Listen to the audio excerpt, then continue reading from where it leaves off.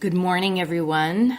Good morning. And a special welcome to those of you who are joining us for the first time following yesterday's introductory workshop. Today is October 19th, 2025. And this morning, I am going to start us off with a story about something extraordinary that happened earlier this year. It's something that happened in a split-second act of letting go. And it's a story about Pedro Arrieta, who's a 34-year-old elite runner from Brazil. He had trained for months and months toward a single goal: to set a personal record in the Boston Marathon. It's very difficult to qualify for this marathon. Acceptance is based on speed, and if you're lucky enough to get a spot, your training needs to factor in a course that has a lot of hills and also the unpredictability of April weather.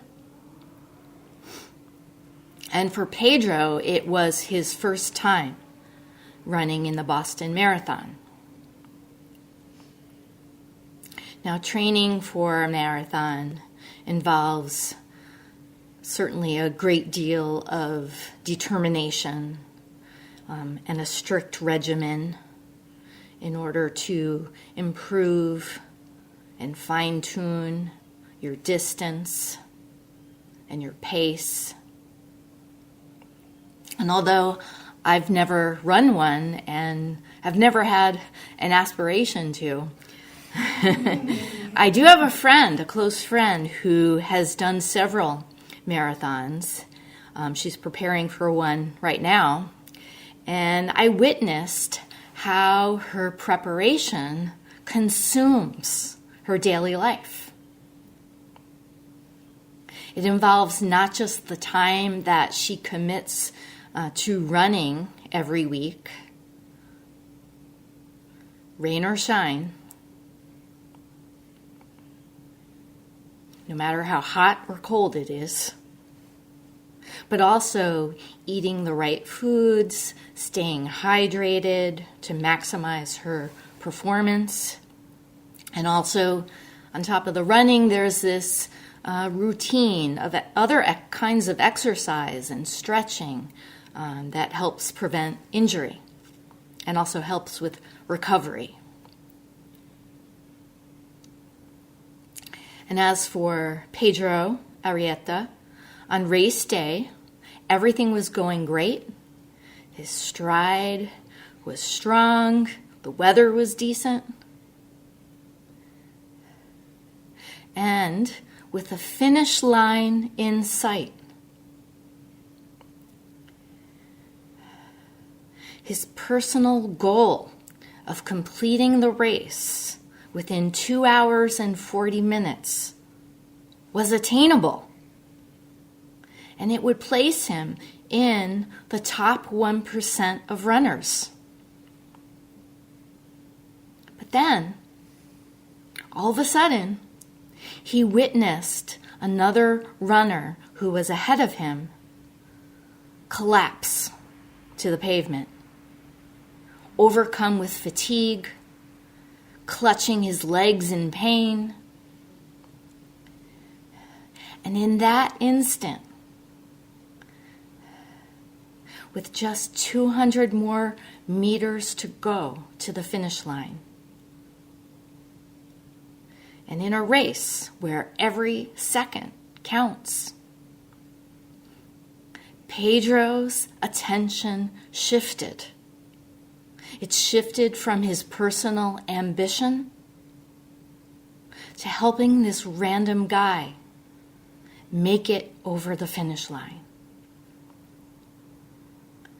So without hesitation, Pedro stops in his tracks, stoops down, and helps to lift up Sean Goodwin.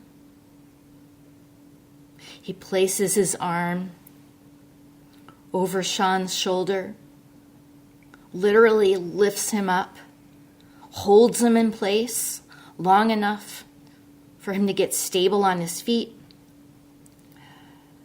And then together, at first, very gingerly, they walk. And then they jog. And they finish the race, cross the line, side by side. It was such an incredible act of no self, of letting go the pursuit of a goal, and of seeing clearly, seeing what's needed and responding with the heart, not with the head.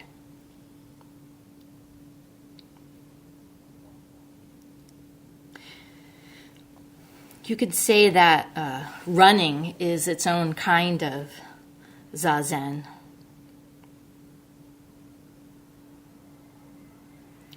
And any activity, really, can be a form of zazen if we completely lose ourselves in it. Playing an instrument, painting, dancing, chanting, and also washing the dishes, taking out the garbage.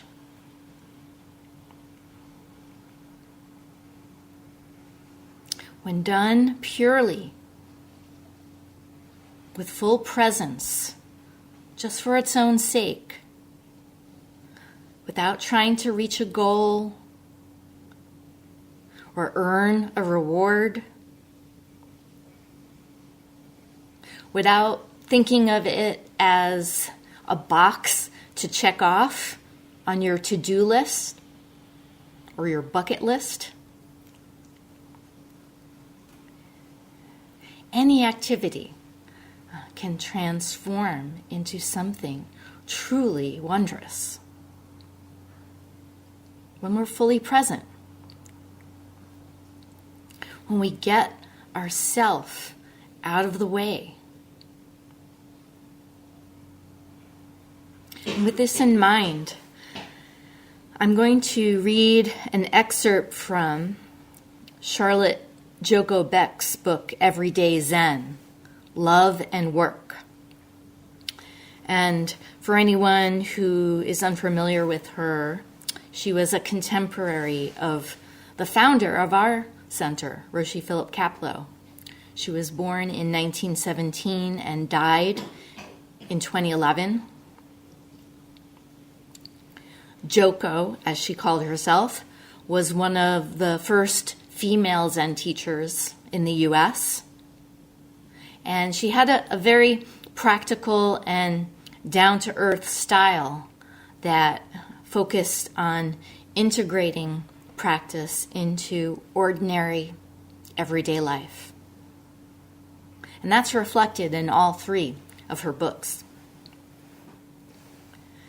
Now, this book, Everyday Zen, covers a lot of ground, but the section I'm going to read from it's about no self, and it's titled The Reward of Practice.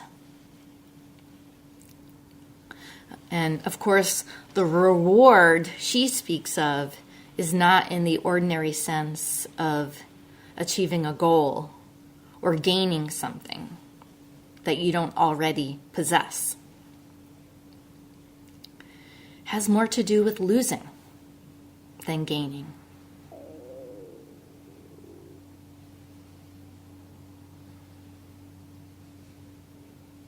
A reward that's no reward.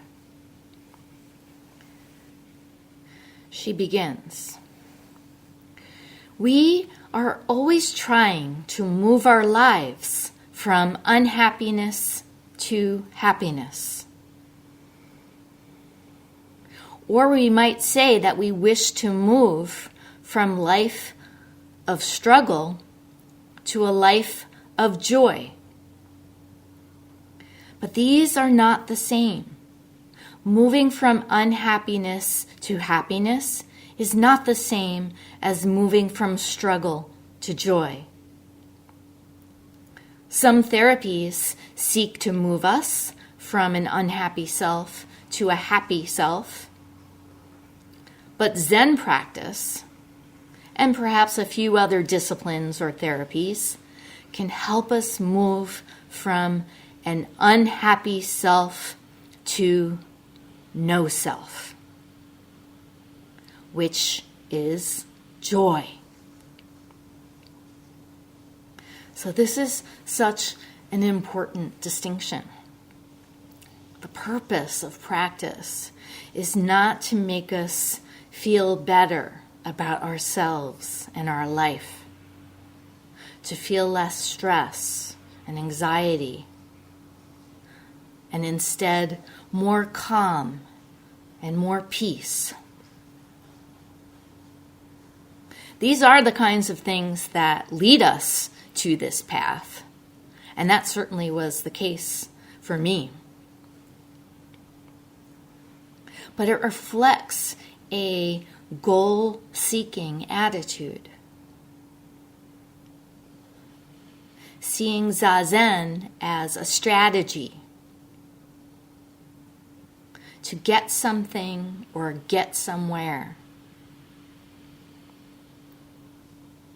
that we presume to be down the road, at a distance from here. And then all the while, we're missing out on the joy that is available. It's available to us right now.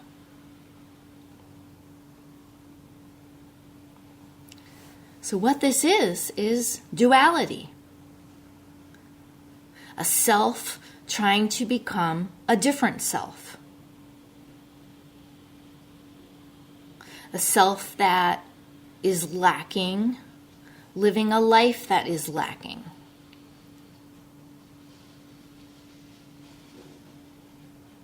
And all the while, not seeing what's right under your nose.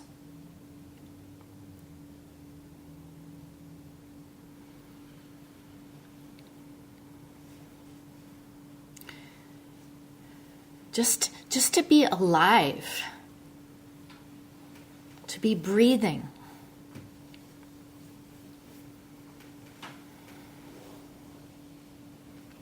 Is wondrous.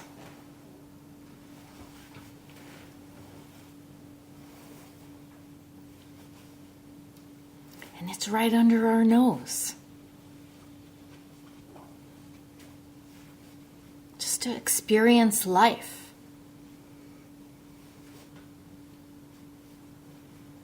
Going beyond any thoughts or concepts we might have about it or about what we're experiencing. Beyond the idea that life is something that happens to us, as if it's coming at us from the outside.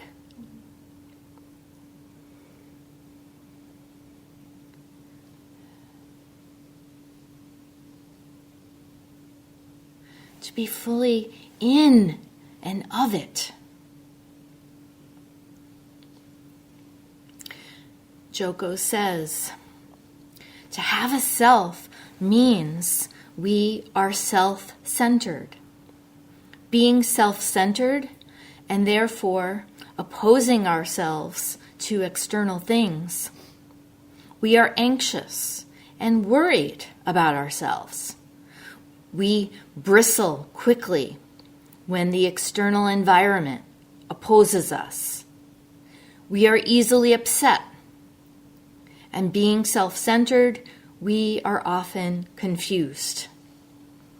This is how most of us experience our lives.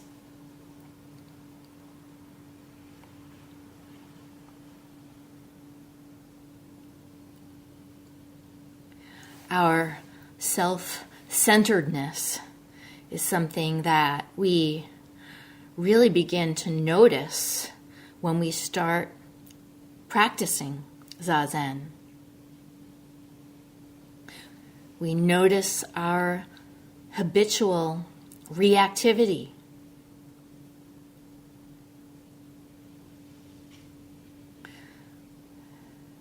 The things and the people that set us off when we don't get our way.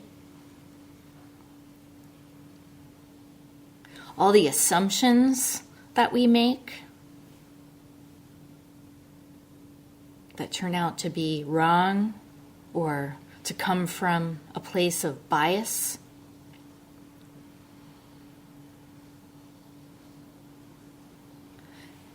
The inner critical voice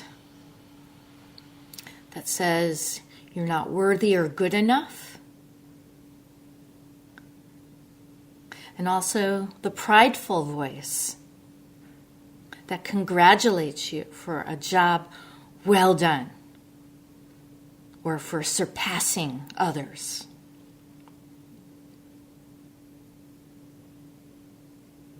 These kinds of thoughts all come from a place of self-centeredness. And it's really eye-opening and quite freeing, actually, to notice them and to own up to our own habits of mind. We may not like what we see,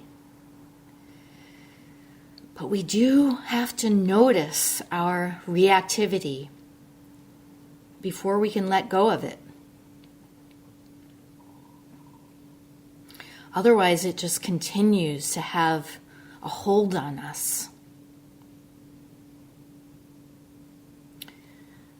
Our relationships with others, with family, spouses, coworkers, they can really transform and open up when we get better at catching ourselves in the act of relying on our go-to reactions.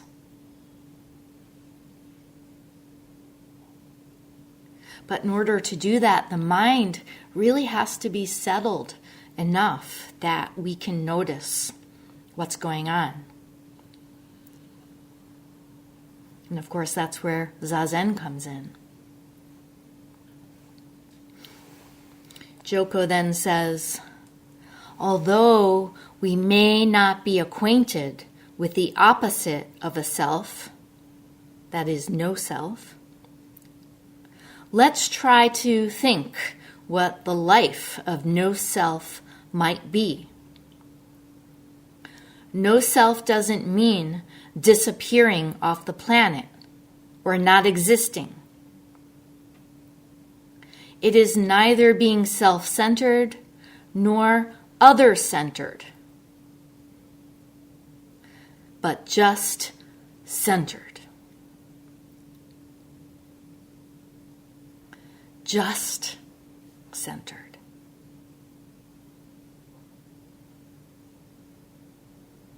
Unified with whatever presents itself.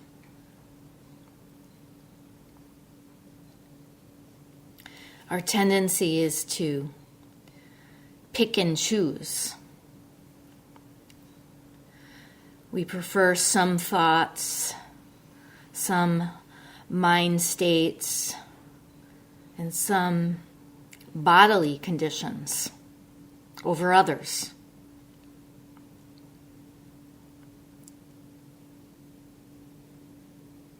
And we tend to identify with them in a very personal way,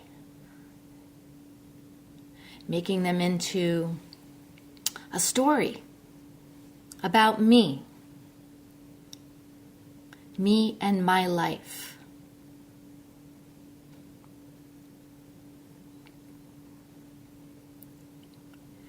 As Roshi often says, in this practice, we've got to develop our attention muscle to keep bringing our awareness back to the practice, to the present.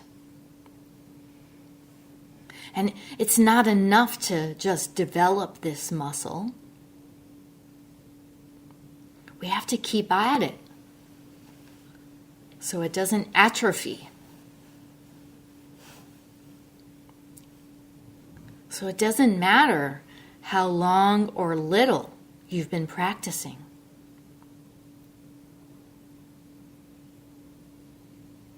There's no end point.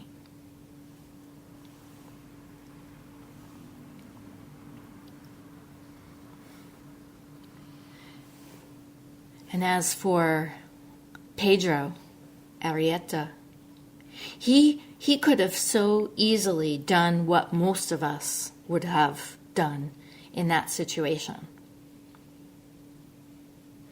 which is pick up your pace, continue to the finish line, and achieve that personal best time that you set out to. Meeting the goal that you trained so hard for,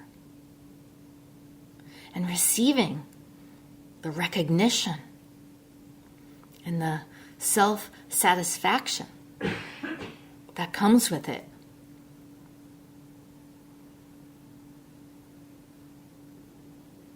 And not surprisingly, in the aftermath of the race, Pedro got a lot of media attention for what he did. And if you watch the video, it's so heartwarming.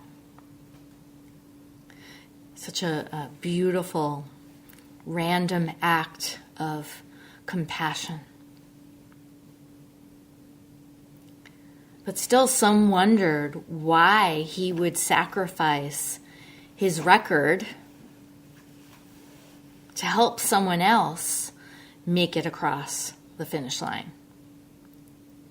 It's not like there weren't any medical personnel or bystanders around that could help runners who needed it along the course. Here's what Pedro said in an interview. He said, "When I saw him fallen, I stopped. It seemed like a normal thing to do. There was no way we could just pass him by without doing anything. There was no way we could just pass him by without doing anything." And by we, presumably he was referring not just to himself, but all the other runners around him that did pass him by.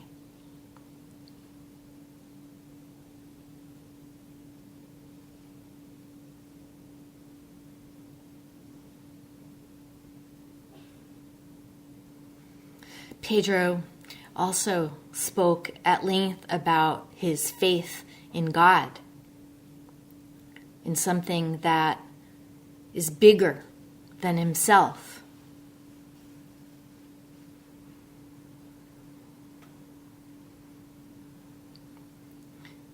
He said he had this realization during the race that a marathon isn't just about an individual. It's about a collective.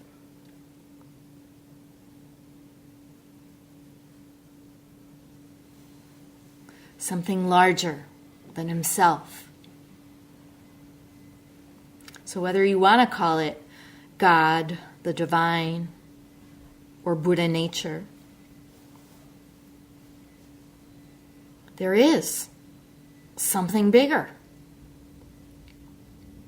Something that's beyond you and me.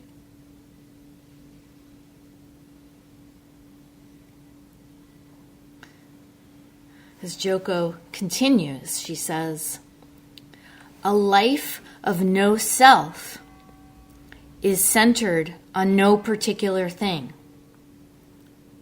but on all things. That is, it is non-attached, so the characteristics of a self cannot appear.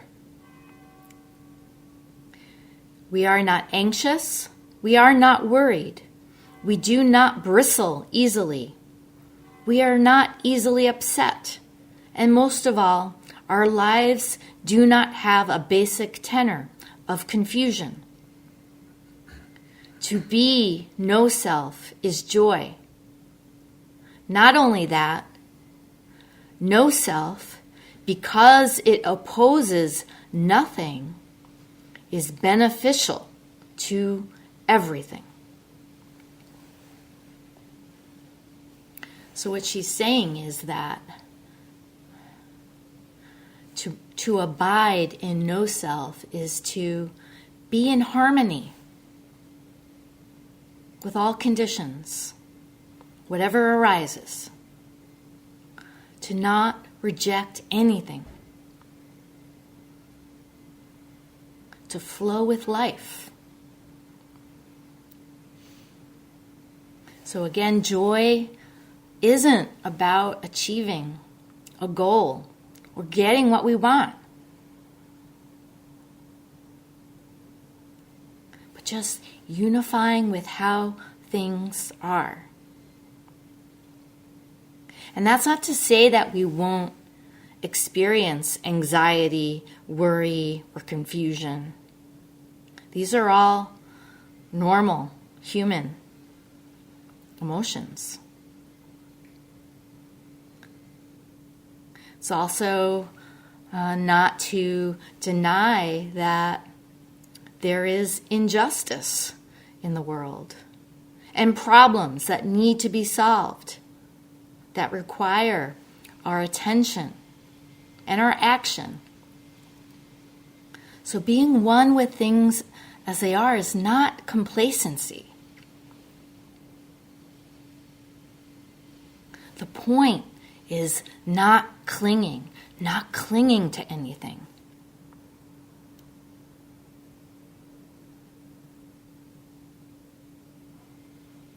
Not dwelling in thoughts and judgments. That's where we find joy. But, Joko says, for the vast majority of us, practice has to proceed in an orderly fashion, in a relentless dissolution of self. A relentless dissolution of self, which, in other words, means we need to practice with patience and persistence, and make it the foundation to our life. It's kind of like the gradual wearing away of a hard, jagged stone in a fast-moving river. Over time, those hard edges smooth out more and more as it bounces along in the current. So that's one way to imagine the nature of this practice as dissolving a hard, rigid self, softening it up. Another way, though, is to see it as a process of expanding, opening a small self, widening a self that we have come to believe is quite small and narrow and constrained. And ordinarily, we do see ourselves as limited. We see ourselves as having a fixed identity with a set of characteristics, beliefs, values, as a self that has a particular history and a particular future trajectory. And we add all that up to a me that is distinct from you and others. But actually, our true self is much, much bigger than that. It is expansive.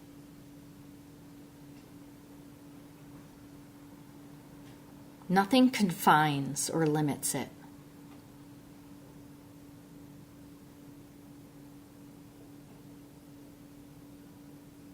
You could say that it was this larger self that was guiding Pedro's actions in that one instant, where, without hesitation, he abandoned his goal, the goal he was literally running after, to help out another runner.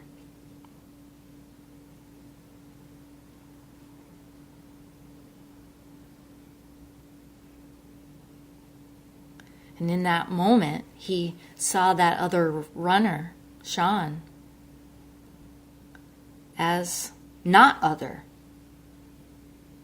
than himself.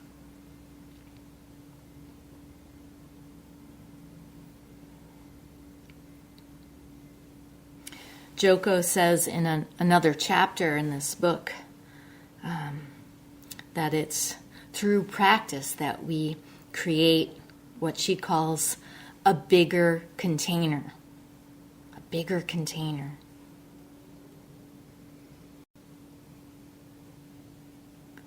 But it's a very unusual kind of container because it doesn't actually have any borders or edges to it. It's something that can continuously grow.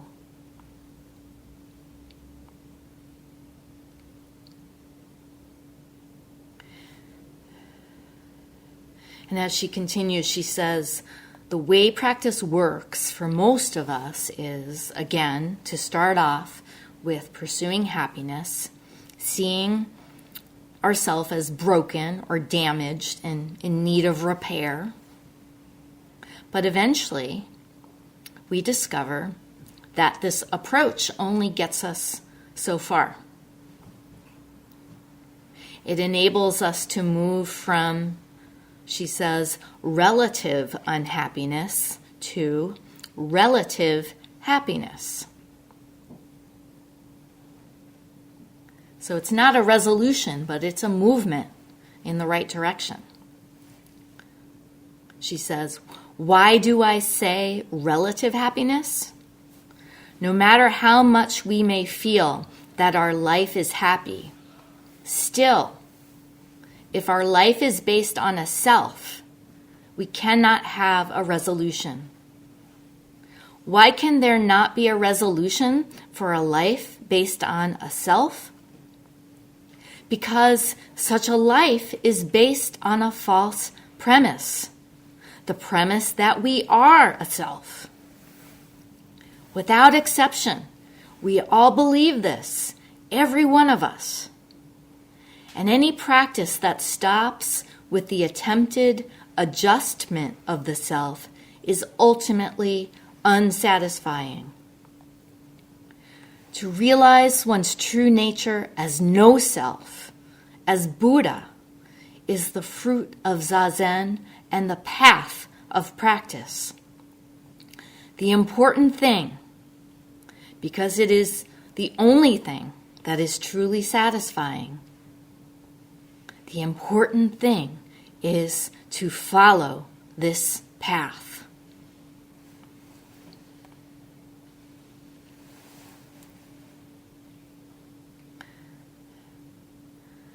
simply stay with it, to keep tending to the breath or the koan.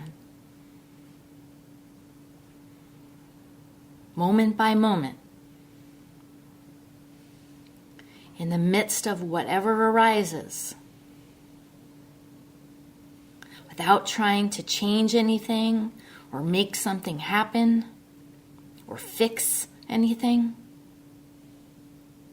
without judging how it's going or not going.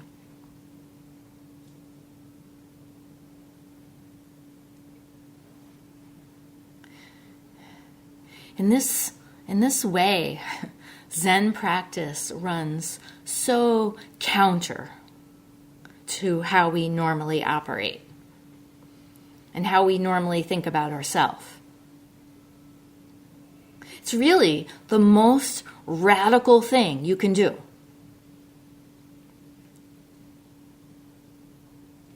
In mainstream American culture, we're taught that individuality, self-reliance, and personal achievement are the ideals that we should all strive for. Well, the core teaching of Zen practice is that there's no permanent or unchanging self that even exists in the first place.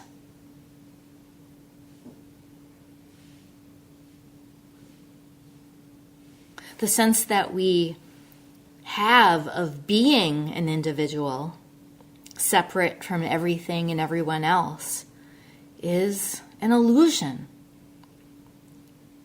It's an illusion that, when we cling to it, is the root of suffering. It gets to the heart of what the Buddha taught.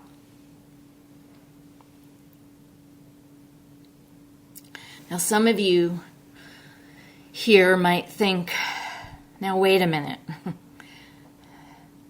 All my life, I've had to fight to be seen and to be heard, to be recognized and respected as a somebody.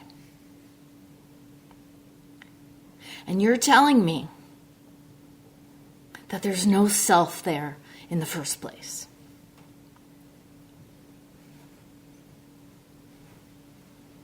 That feeling of not being seen is quite common,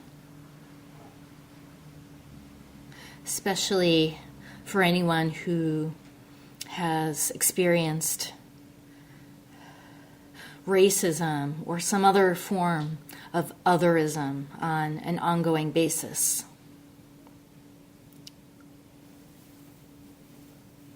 It's the feeling of being invisible, being overlooked, not belonging. And we've all felt that way in some situation or another. But for some, that experience becomes hardened into an identity.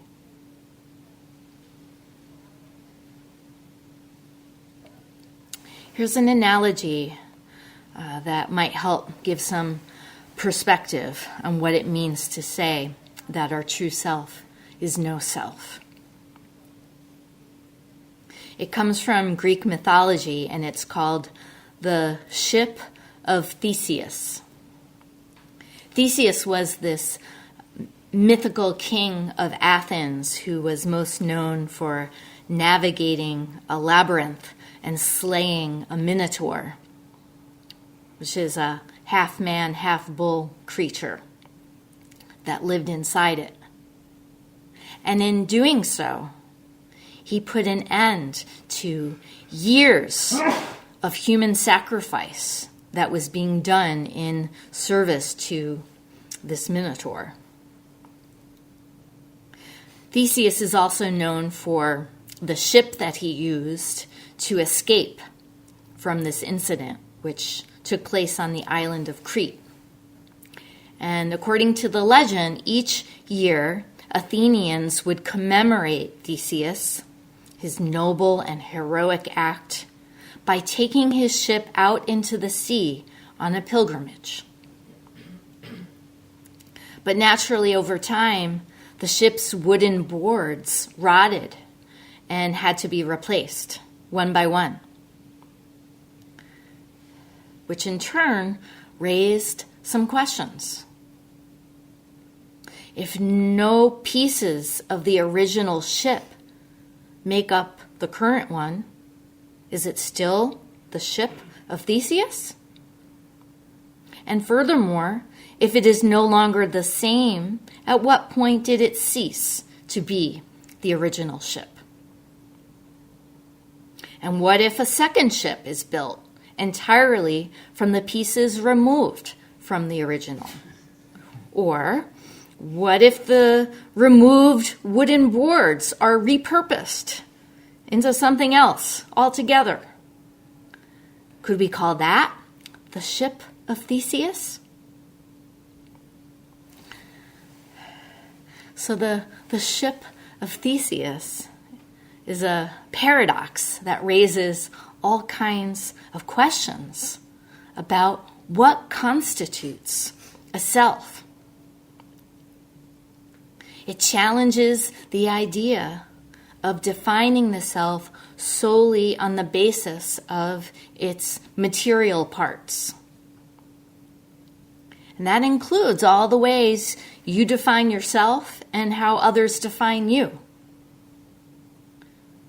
Your eye color, height, age, race, gender, nationality, abilities, likes and dislikes, and so on.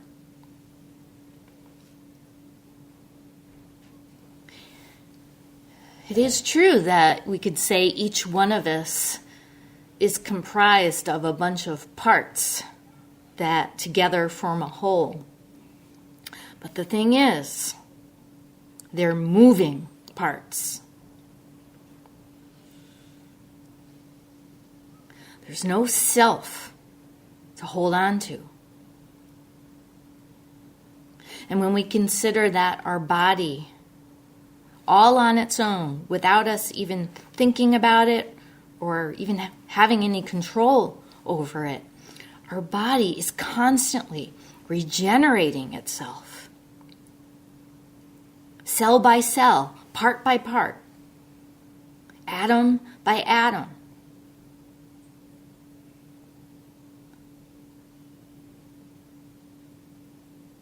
Can we even say that this self right now is the same one from a minute ago?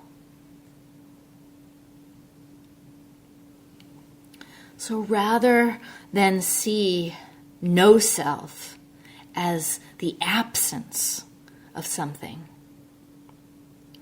we need to see it as the great source of freedom that it is. It's the freedom to lose. The freedom to let go and to move with the current of life.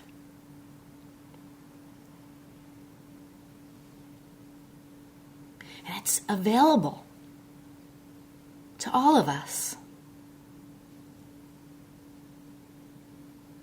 Just by returning our attention to this.